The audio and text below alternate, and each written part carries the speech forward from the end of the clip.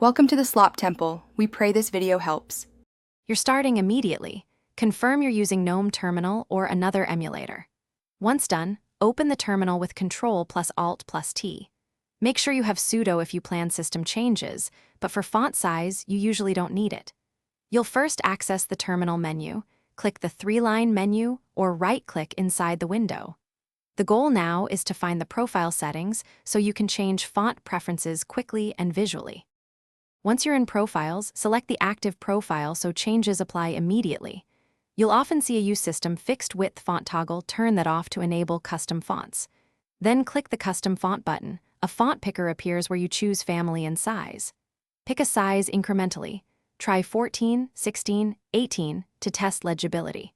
Make sure to hit Apply or Close. The terminal updates live, so you'll see how the new size affects line wraps and readability. Finish by opening new terminal windows and tabs to confirm the size sticks.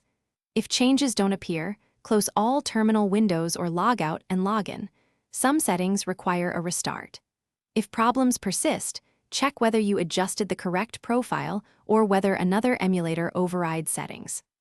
As a last resort, reset the profile to defaults or try an alternative terminal emulator and adjust its font. Remember, restarting the app or session. Thanks for watching.